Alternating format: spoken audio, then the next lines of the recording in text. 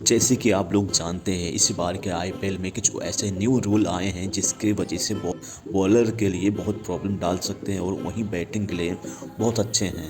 तो क्या क्या रूल हैं हम आज इस वीडियो में जानेंगे। प्लीज़ गाइस आप सब मेरे साथ बने रहो वीडियो में। चलिए देखते हैं क्या क्या न्यू रूल हैं इस बार के आईपीएल में। इसी तरह हाँ शायद अगले हफ्ते हमारे जीवन से थोड़ी टेंशन कम हो जाए क्योंकि आईपीएल शुरू होने वाला है। अगर आप बेंगलुरु के फैन हैं तो फिर टेंशन तो कम नहीं होगी आपकी, लेकिन इस आईपीएल में क्रिकेट फैंस को और ज्यादा जानदार टूर्नामेंट देखने को मिलेगा क्योंकि बहुत सारे रूल चेंज हुए हैं और बहुत बढ़िया तरीके से हुए हैं। मेरा तो ये मानना है कि तत्काल प्रभाव से इसको इंटरनेशनल क्रिकेट में भी लागू कर देना चाहिए। क्या है ये रूल्स हम आपको आज की वीडियो में बताएंगे, पूरी देखना आखिर तक, बहुत इंपॉर्टेंट और मजेदार वीडियो होने वाली है। रूल नहीं जानोगे तो फिर खेल देखने का मजा भी तो नहीं रहेगा ना। शुरू करते हैं। रूल नंबर 1, वाइड और नो बॉल पर अब बल्लेबाज डीआरएस ले सकता है।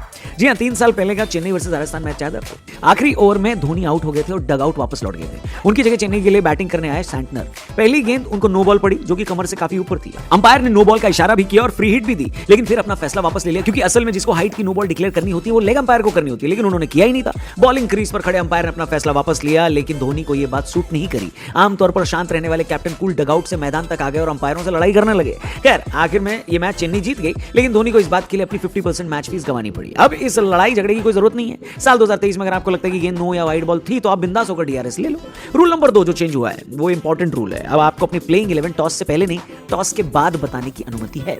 अभी तक ये होता था कि टॉस से पहले दोनों टीमों के कप्तान टीम शीट एक दूसरे के साथ एक्सचेंज करते थे जिसमें प्लेइंग 11 के नाम लिखे होते थे, लेकिन किसी को भी ये पता नहीं होता था कि ये प्लेइंग 11 के साथ पहले गेंदबाजी करें या बल्लेबाजी। अब नए रूल के हिसाब से आप 2 टीम शीट तैयार कर सकते हैं। एक इस हिसाब से कि अगर पहले बल्लेबाजी आ गई तो कौन सी टीम खिलाएंगे, और दूसरी इस हिसाब से कि पहले गेंदबाजी करनी पड़ी तो क्या टीम खिलानी, और फिर टॉस के बाद जो भी डिसीजन लिया जाए उस हिसाब से आप अपनी टीम सामने वाले कप्तान को सौंप सकते हैं। यानी टॉस जीतने के बाद डिसीजन अभी भी विनिंग कैप्टन के पास हो, लेकिन हारने वाले के पास भी चेंज करने का मौका रहेगा, और ये कॉम्पिटिटिव क्रिकेट के लिहाज से बढ़िया चीज है। रूल नंबर 3 की बात करते हैं और इस आईपीएल का सबसे बड़ा रूल, इंपैक्ट प्लेयर। इस साल से आईपीएल में इंपैक्ट प्लेयर भी पार्टिसिपेट कर पाएगा। इस रूल का आपको जाना जरूरी है क्योंकि इस आईपीएल में बहुत सारे मैचों के फैसले इंपैक्ट प्लेयर तय करेगा। क्या है ये इंपैक्ट प्लेयर, कैसे काम करता है, हम आपको सब बताते हैं। देखिए ऐसा है कि मैच शुरू होने से पहले कप्तान प्लेइंग 11 की एक लिस्ट बनाता है। अब उसको इस प्लेइंग 11 के अलावा 4 सब्स्टिट्यूट खिलाड़ियों के नाम भी लिखने पड़ेंगे जो कि इंपैक्ट प्लेयर बनने के लिए नॉमिनेटेड रहेंगे। इनमें से किसी भी एक प्लेयर को टीम इंपैक्ट प्लेयर बना सकती है और खेलने को बुला सकती है। इंपैक्ट प्लेयर को गेम का हिस्सा या तो मैच की शुरुआत में बनाया जा सकता है, या फिर मैच का कोई ओवर खत्म होने पर बुलाया जा सकता है, या फिर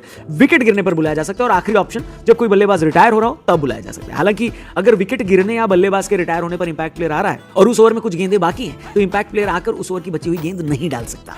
एक और बात, इंपैक्ट प्लेयर आने का यह मतलब नहीं है कि मैदान पर 12 खिलाड़ी हो जाएंगे। खेल हमेशा 11 खिलाड़ियों का ही रहेगा।